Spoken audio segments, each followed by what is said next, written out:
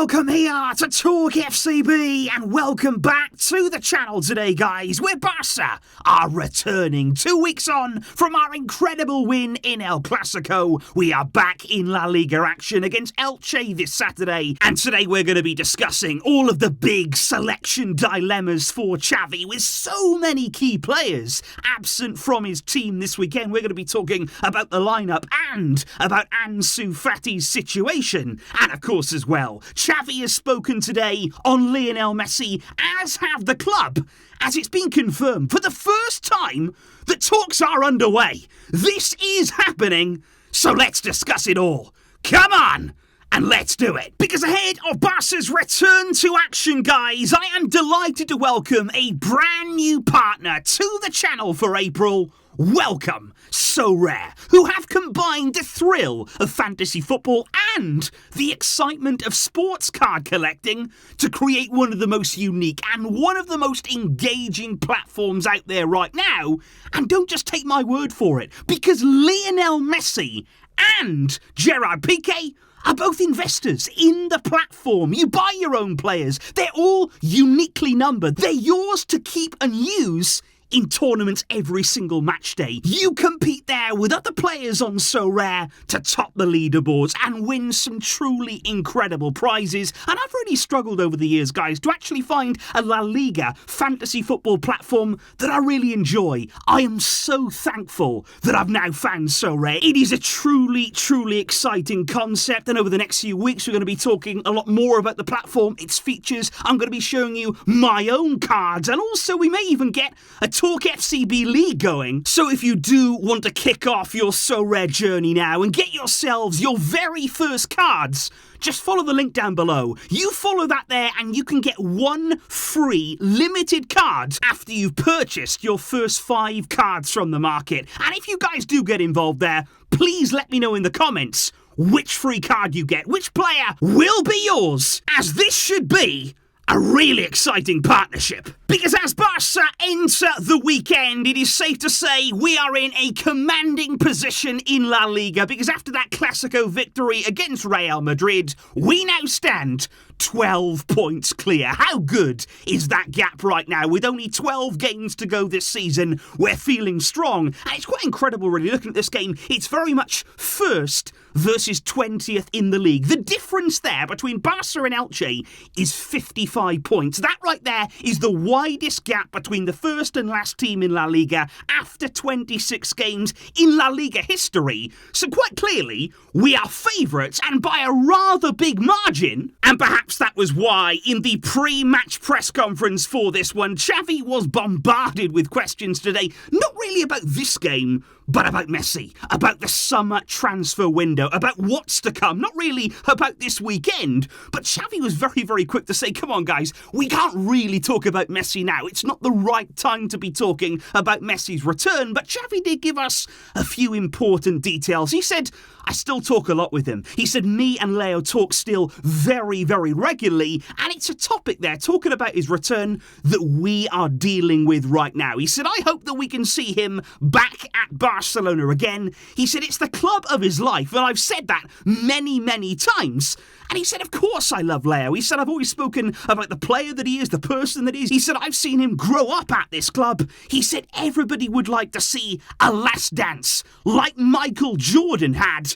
And Xavi is leaving absolutely no doubt here. He said time and time and time again, he would welcome Messi's return. He wants him to come back. He knows where he can fit into his team, and Xavi would be delighted to receive him. But I thought it was even more interesting there, listening this morning to Rafael Yuste, who is the vice president there of Barcelona, and he openly confirmed, we have been in contact with Leo Messi's camp. He said Messi knows how much we appreciate him, and he was speaking personally. He said, I would love for him to come back. Messi loves Barca and the city, so we hope to find the right conditions to continue his history here. And I think that they're coming from a club official, coming from the vice president, to ultimately say, We're working on it, guys. We are quite far down the road of talking about Messi coming back, and we all want to make it happen. And it's been widely reported this morning in the Catalan media that Joan Laporta has actually told his inner circle at the club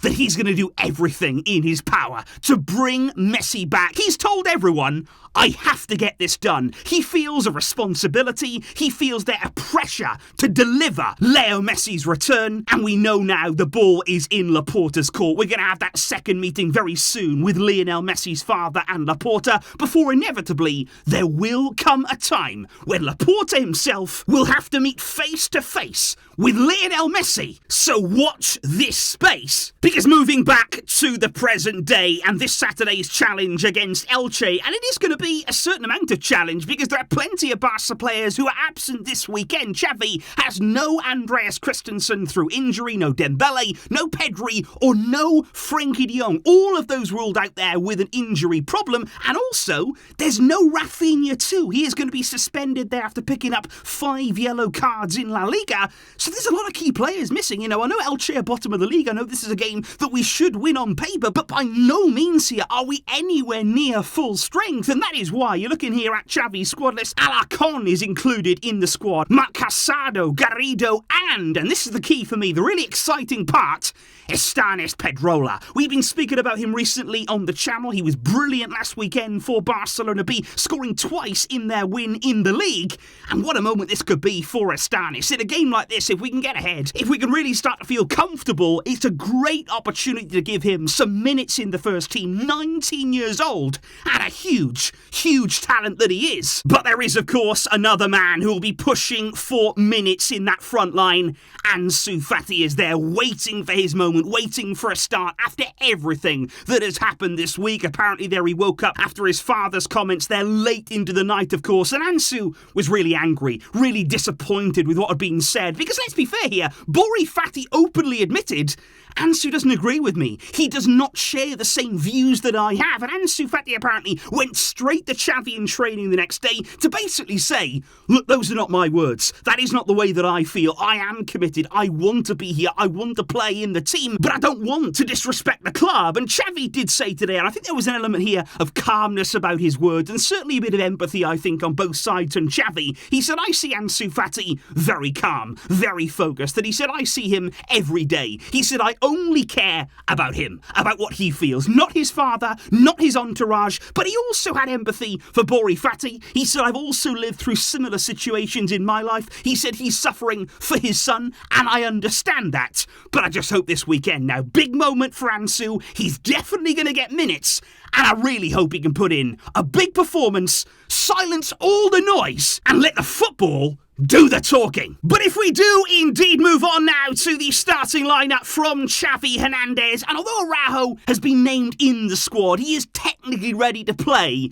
I personally wouldn't risk him in this game ahead of El Clasico. He only returned to training on Friday, didn't train with the team on Thursday. Quite clearly, he's only just coming back, so I would not be forcing him there ahead of that vital second leg against Real Madrid. So for me, Ter Stegen in goal. It would then be Roberto at right back, Koundé coming in field at centre-back alongside, most likely Alonso, Balde definitely starting in that left-back role. And then the reason why Eric Garcia is not in my thinking in defence is because could we see him in midfield? It's incredible, but Xavi has been working on it. He said today that we've actually been trying out Eric Garcia as the pivot. We've been thinking about it for a long time. He adapts to that role really well. We've discussed it with him, and we feel as though he might be able to adapt to that deeper midfield position. And I've got to say, guys, we've always talked about this, haven't we? All of us Barcelona fans have always wondered, with the way that he is on the ball, the way that he carries himself, he's really good technically.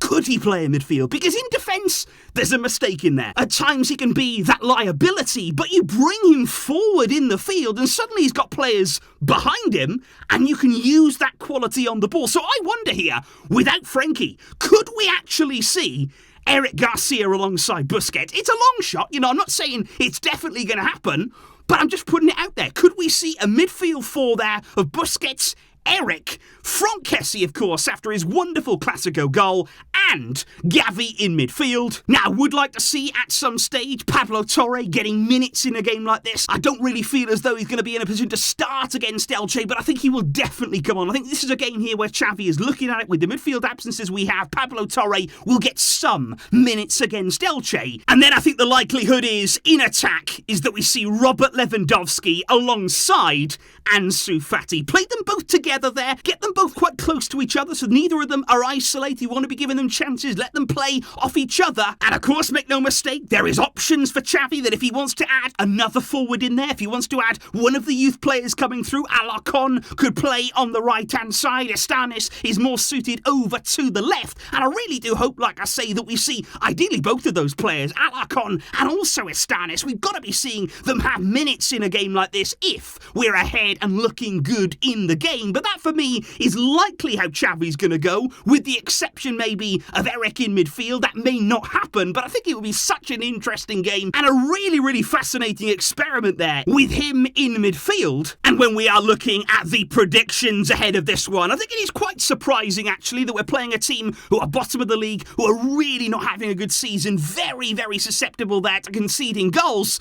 Can we do better this time than a 2+ goal win? Plenty of people do think 3 might be on the table, 4+ could be a possibility. And I would love to see some goals, guys, because obviously we've been striking up lots of wins recently, lots of good performances. But let's let the goals flow. Let's really let them rain down on Elche if we possibly can. But we do have a lot of absences from the team. Let's hope for a nice game from Ansu Fati. That would be a really, really welcome boost for him. And let me know all of your predictions down below, guys. What are you expecting in terms of the lineup and in terms there of the scoreline? And like I say, if you do get involved over on So Rare, let me know who your picks are. Let me know the players that you're snapping up. It will be a really, really exciting addition, I feel, to the channel. Thank you indeed for watching today, guys, for getting involved and for all of your support. I'll see you on Saturday for the full match review. But until next time, guys, as always, Visca El Barça.